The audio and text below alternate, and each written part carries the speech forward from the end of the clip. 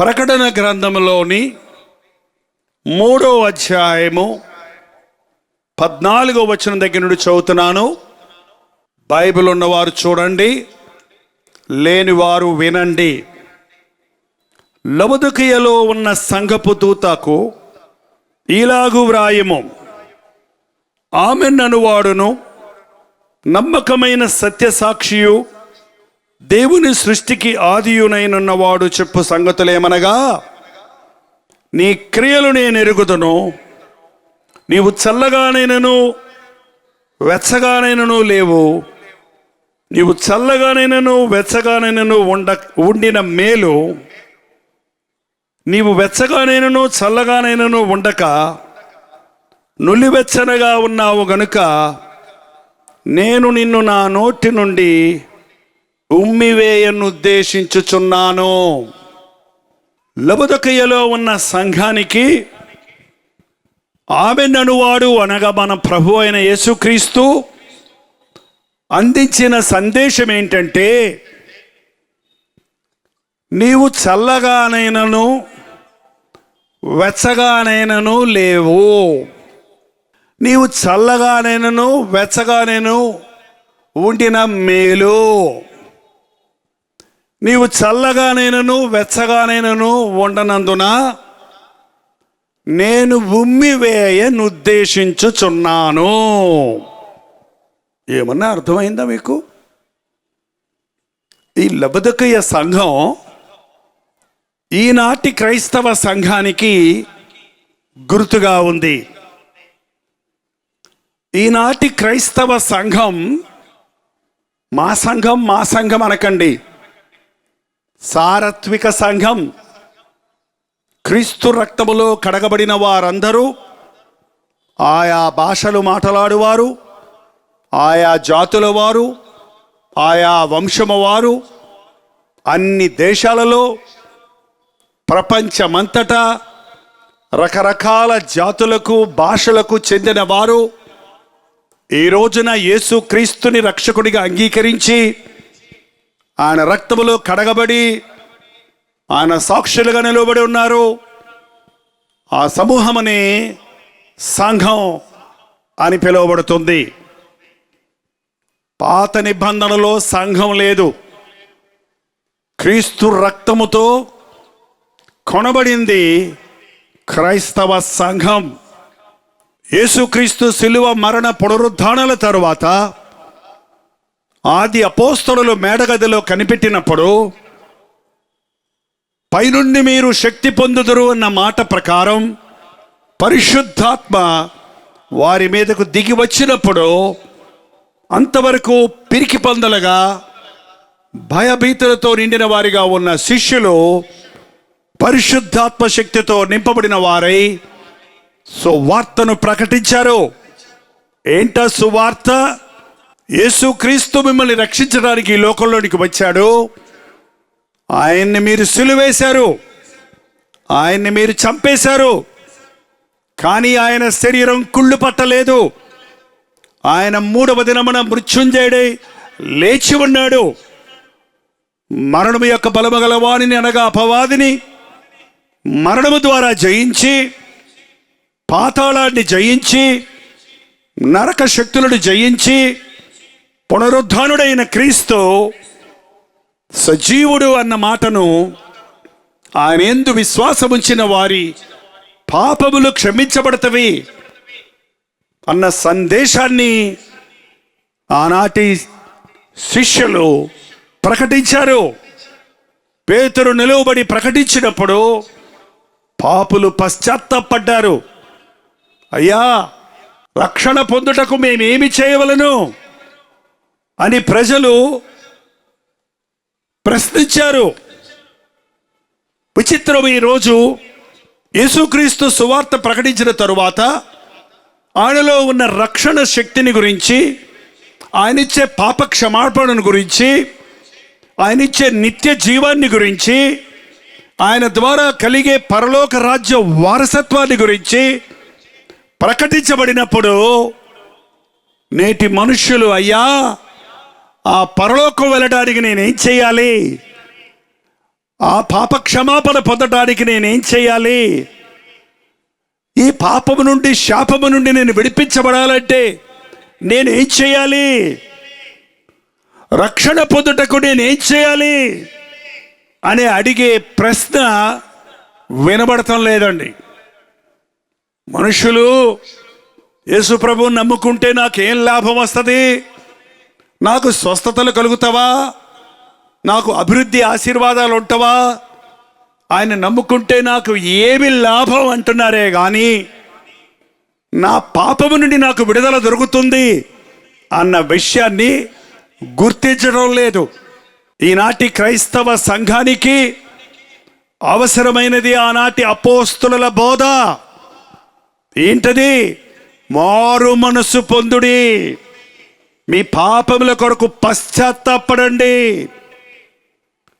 నీ హృదయ స్థితిని నీ వెరిగి పాపం వలన వచ్చు జీతమైన మరణాన్ని తప్పించుకోవాలని, పాపము ద్వారా కలిగిన శ్రమలను, శాపమును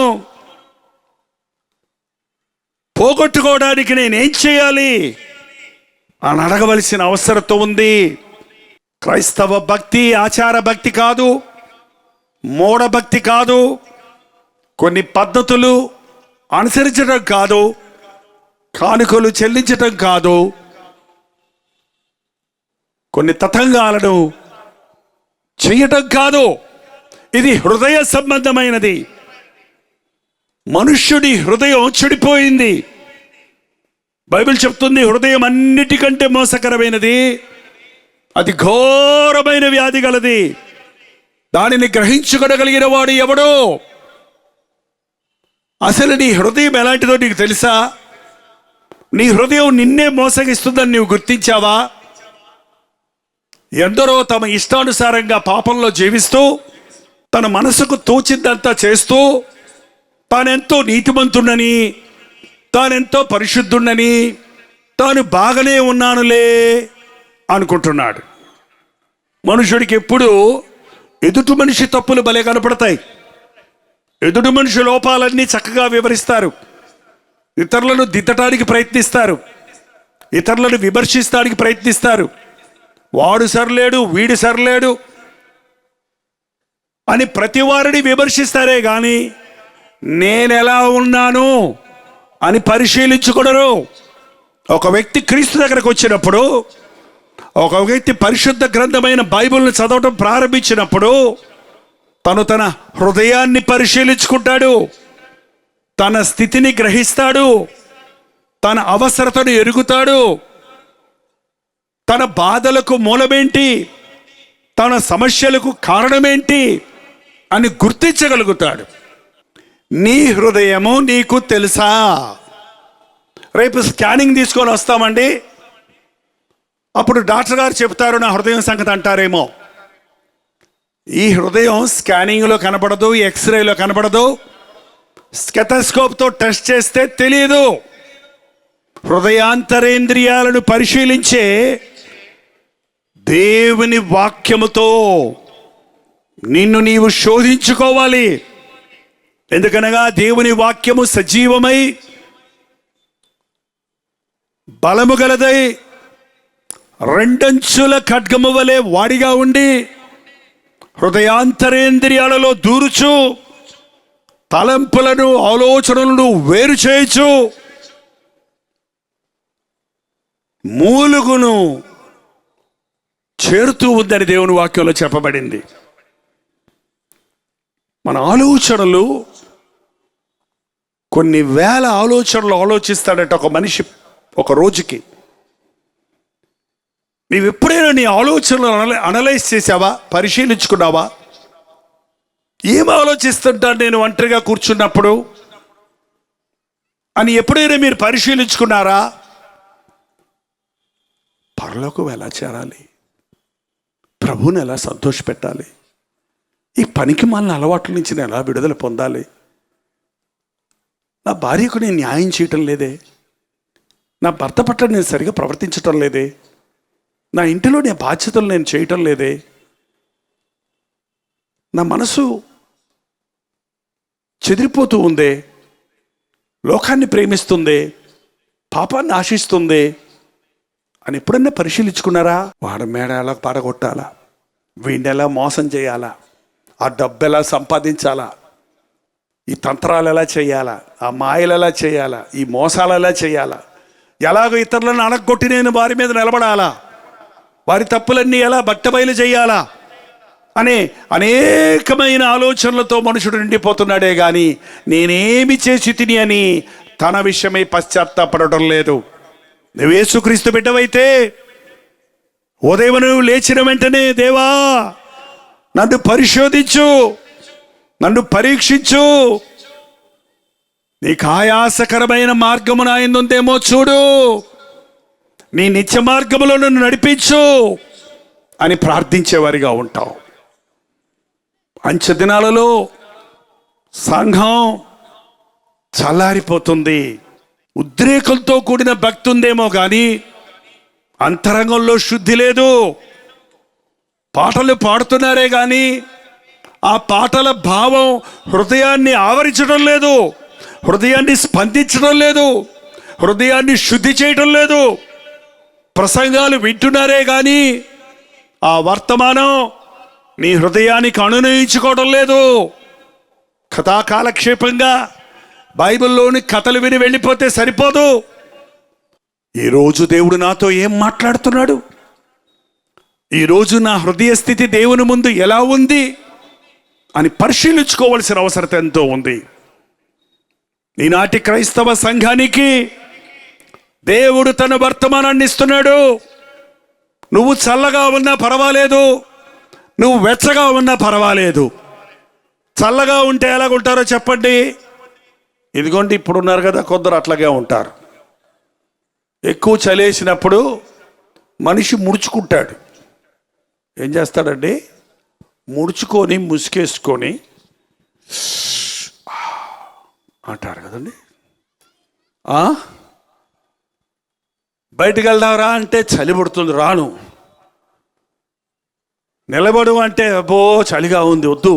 ఈ రోజున చాలామంది జీవితాల్లో యేసు ప్రభువుని నమ్ముకున్న తర్వాత ఎలా ఉన్నారు అంటే అలాగే ఉన్నామండి దేవుని కృప వలన. ఎలాగండి? అలాగే 6 ఆమెళ్ళు గడ్డి మేసిన గొర్రె తోక బెత్తడేనంట, అది పెరగదంట. కొందరి జీవితాలలో ఆరాధనకు వెళ్ళి ఆదివారం ప్రభువుని ఆరాధిస్తారు, ప్రభువుని నమ్ముకున్నామంటారు, కానీ ఎలా ఉంటారంటే అలాగే ఉంటారు. చాలామంది అనుకుంటున్నారు సంఘం ఫ్రిడ్జ్ లాంటిది, అందులో ఉంటే మనం భద్రపరచబడతాం, కుళ్ళిపోకుండా ఉంటాం. అందులో అలా కూర్చున్నట్టుగానే అలా వెళ్ళి అలా దేవుని సన్నిధిలో కూర్చొని అలాగా ఆయన చెప్పిన మాట వినేసి అలాగే ఉండిపోదాం అనుకుంటున్నారు. చల్లారిపోయిన క్రైస్తవత్వంలో జీవం లేదండి. ఉసూరుమంటూ ఉన్న క్రైస్తవ జీవితం, ఎదుగు బొదుగు లేనటువంటి క్రైస్తవ జీవితం, ఆసక్తి లేనటువంటి క్రైస్తవ జీవితం. క్రీస్తులాగా నేను మారాలి, ఆయన సారూప్యం నాలో ఇతరులు చూడాలి, ఆధ్యాత్మికంగా నేను వర్ధిల్లాలి, ఆత్మ ఫలము ఫలించాలి అనే ఆసక్తి లేని వారిగా చల్లారిపోయిన భక్తులు ఈ రోజున ఎందరో ఉన్నారు. మీరు అందులో ఉన్నారా?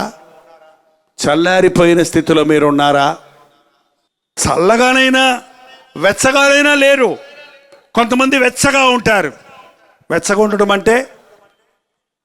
ఉండటం అంటే ప్రతిదానికి ఎగిరెగిరి పడుతుంటారు, ప్రతిదానికి ఆతృతతో ఉంటారు, ఎంతో ఆసక్తిని చూపిస్తుంటారు. క్రైస్తవ భక్తి 3 నాళ్ళ ముచ్చట కాదు, 40 రోజుల ఉపవాసం కాదు, పండగలకు పబ్బములకు ప్రభువుని ఆరాధించే ఆసక్తి కాదు. 24/7 అంటారు. వారమంతా 24 గంటలు, సంవత్సరమంతా 365 దినములు, జీవితమంతా క్రీస్తు కొరకు నమ్మకంగా జీవించడం, యథార్థంగా జీవించటం, రోషం కలిగి జీవించటం. అవును, ప్రతి క్రైస్తవుడు దేవుని కొరకు వెచ్చగా ఉండాలి, దేవుని కొరకు వేడిగా ఉండాలి, దేవుని కొరకు వెలిగేవాడిగా ఉండాలి, దేవుని నామాన్ని ప్రజ్వలింపజేసేవాడిగా ఉండాలి. ఎంతమంది క్రైస్తవులు ఈ రోజున అలా ఉన్నారు?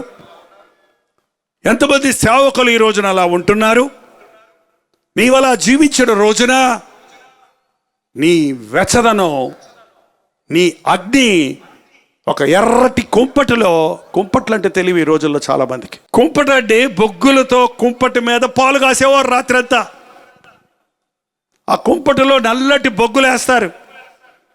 ఒక ఎర్రటి బొగ్గు, ఒక నుప్పు రవ్వ అందులో వేస్తారు. ఆ ఎర్రటి నుప్పు కొంచెం సేపట్లో నల్లగా ఉన్న బొగ్గులన్నిటిని ఏం చేస్తుంది? ఎర్రగా మారుస్తుంది. ఎర్రగా బగ బగ బగ అంటాయి.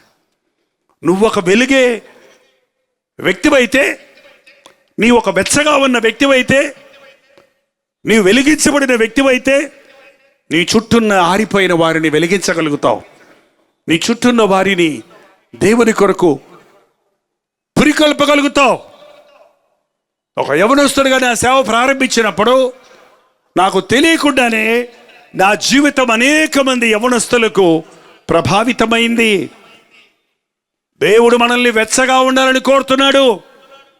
మీరు వెలిగి ఇతరులను వెలిగించండి, మీరు ప్రజ్వలించి మీ దేవుని నామాన్ని మహిమపరచండి, మీరు లోకమునకు వెలుగై ఉన్నారు అని ప్రభు చెప్పాడు. వెలిగించబడిన వ్యక్తిగా ఉన్నావా? చల్లారిపోయిన వ్యక్తిగా ఉన్నావా? ఆరిపోయిన వ్యక్తిగా ఉన్నావా? వెలిగించబడిన వాడిగా ఉన్నావా? ఈ రెండిటిలో ఎలా ఉన్నా నీవు మేలే. ఒకవేళ నువ్వు చల్లబడిన వ్యక్తివైతే, నువ్వు ఆరిపోయిన వ్యక్తివైతే, దేవుడు మరల నిన్ను వెలిగించాలని ఇలాంటి సభలను ఏర్పాటు చేస్తున్నాడు. ఎంతోమంది ఉజ్జీవ సభల తర్వాత వారి బ్రతుకులను మార్చుకొని, వారి హృదయాన్ని మార్చుకొని, వారి జీవిత శైలిని మార్చుకొని, ప్రభువు మమ్మను స్పందించాడు, మా అంతరంగంలో ఉజ్జీవం రగులుకున్నది అని నూతనమైన సాక్షులుగా జీవించటం నేను గమనించి ఉన్నాను. ఈ ఆవరణలో కూడి వచ్చిన మీరు చల్లారిపోయిన వారు రగులుకొల్పబడాలని ప్రభు ఆశపడుతూ ఉన్నాడు. ఉజ్జీవం అనేది మనుషుడు వెలిగించే అగ్గిపుల్లతో వెలిగించే నిప్పు లాంటిది కాదు, కానీ ఆకాశము నుండి దిగివచ్చిన అగ్ని, అంతరంగాన్ని శుద్ధి చేసే అగ్ని. ఈ కూడికల్లో దేవుడు చల్లారిపోయిన వారిని ఉజ్జీవింపజేయాలని ఆశపడుతున్నాడు. అయ్యా, నేను ఆరిపోయాను, నేను చల్లారిపోయాను, నన్ను వెలిగించు అని నువ్వు ప్రార్థిస్తే ఒక అద్భుతాన్ని చూస్తావు. ఇంతకీ నేను చెప్పేది ఏంటంటే, నువ్వు చల్లగా ఉన్నా పర్వాలేదు, వెచ్చగా ఉన్నా పర్వాలేదు. నువ్వు నులివెచ్చగా ఉన్నావు కాబట్టి నేను నా నోట్లో నుండి నిన్ను ఉమ్మివేయను ఉద్దేశించుచున్నాను. ఇదేంటండి నులివెచ్చగా ఉండటం అంటే ఎలాగ ఉంటుందండి? నులివెచ్చ అంటారా, గోరువెచ్చ అంటారా మీరు? కూల్ డ్రింక్ తాగుతారు కొంతమంది, కూల్గా ఉంటుందని. కాఫీ తాగుతారు కొంతమంది, వేడిగా ఉంటుందని. అదే కాఫీ మీ భార్య అక్కడ పెట్టి వెళ్ళిపోతే ఒక 10 నిమిషాల్లో ఏమైపోద్ది? నులివెచ్చగా అయిపోద్ది. అప్పుడు నువ్వేం చెబుతావు చెప్పు? తాగుతావా దాన్ని? మళ్ళీ వేడి చేసి పట్టకరా అంటారు, లేకపోతే నాకు వద్దే పో అంటారు. మన జీవితాల్లో ఉంటే దేవుని కోసం 100% సరిగా ఉండు, లేదా నీ ఇష్టం వచ్చినట్టు ఉండు. కానీ కొంచెం దేవుడు, కొంచెం లోకం, కొంచెం పాపం, కొంచెం భక్తి, కొంచెం దేవునికి స్థలం, కొంచెం సైతానికి స్థలం. ఇట్లాంటి బ్రతుకు దేవుడు ఒప్పుకోడు. ఆదివారం దేవుని మందిరం, సోమవారం సారాయి కొట్టు, మంగళవారం సినిమా హాలు, బుధవారం తగాదాలు, గురువారం చెప్పండి. వ్యాపారం, శుక్రవారం నిద్ర, శనివారం షికారు, ఆదివారం చర్చి, ఆదివారం ఇవాళ దేవుని మందిరానికి వెళ్ళాలి. బైబిల్ ఎక్కడుందమ్మా?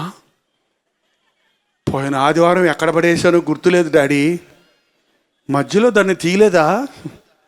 ఆదివారం దుమ్ము దులిపి ఒకవేళ తెల్ల వస్త్రాలుంటే వేసుకొని బైబిల్ చేత్తో పట్టుకొని ఆలయానికి వస్తారు. ఇది క్రైస్తవ భక్తి కాదండి. సగం సగం భక్తి క్రైస్తవ భక్తి కాదు. సగం లోకం, సగం దేవుడు.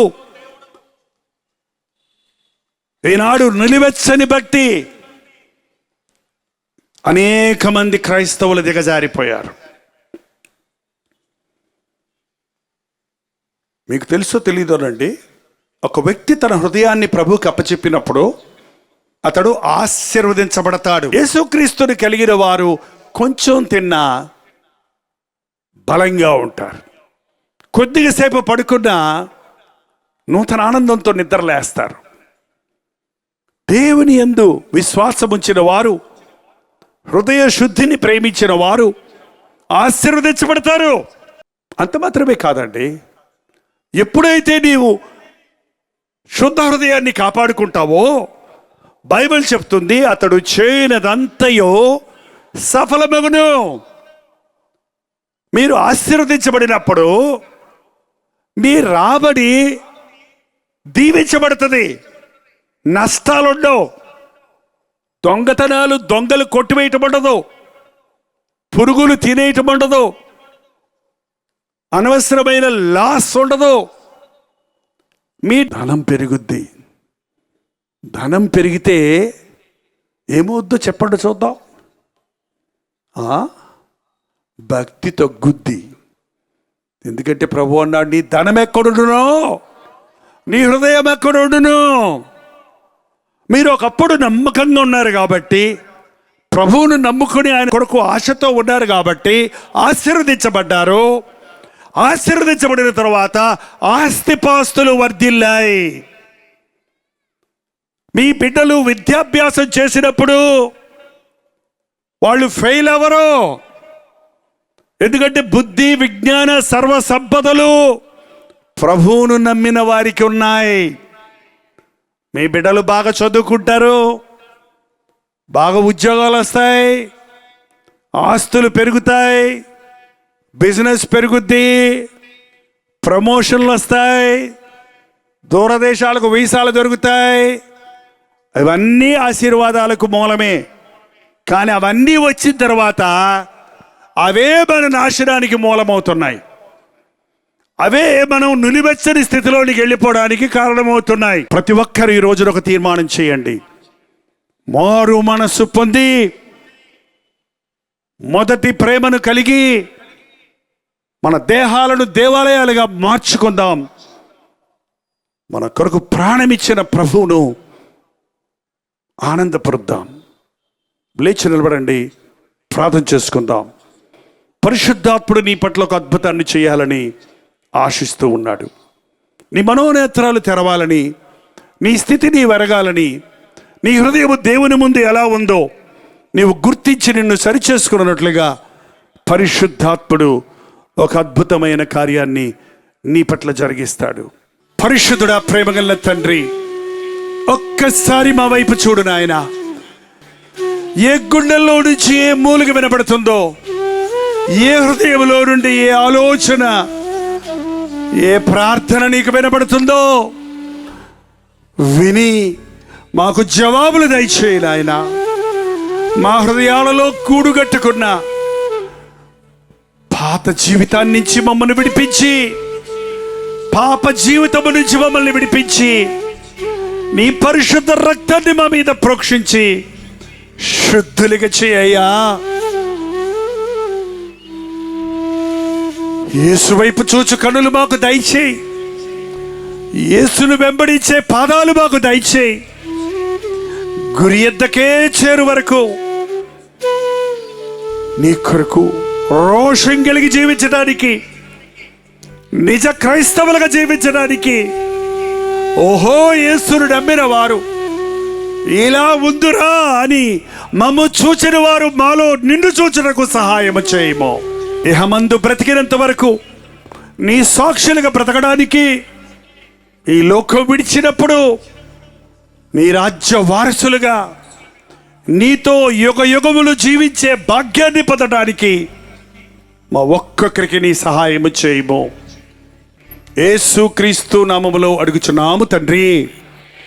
మన తండ్రి అయిన దేవుని యొక్క ప్రేమయు, కుమారుడైన క్రీస్తు యొక్క కృపయు, ఆదరణకర్త అయిన పరిశుద్ధాత్మ యొక్క సహవాసమును కూడి వచ్చిన మనందరికీ ఇప్పుడును సదాకాలమును తోడై ఉండను గాక. ఆమేన్, ఆమేన్, ఆమేన్.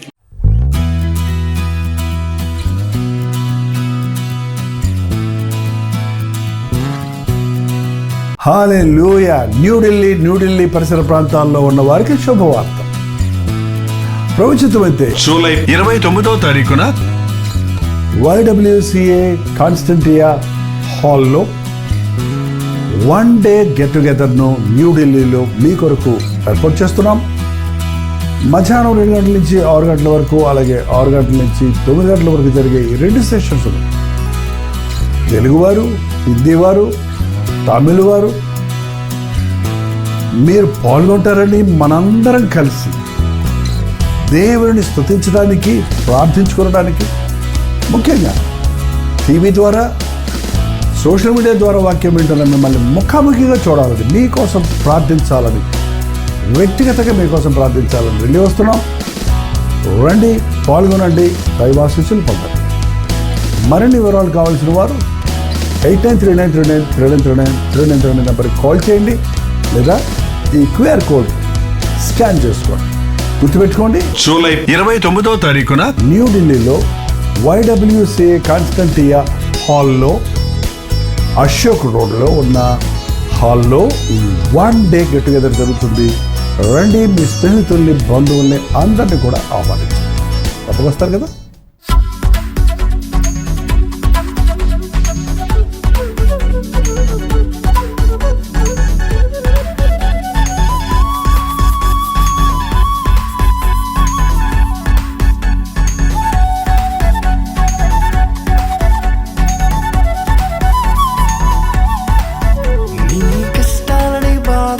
శ్రమలన్నీ తీర్చే అనాథుడు యేసే. నీ కష్టాలని, బాధలన్నీ, శ్రమలన్నీ తీర్చే అనాథుడు యేసే.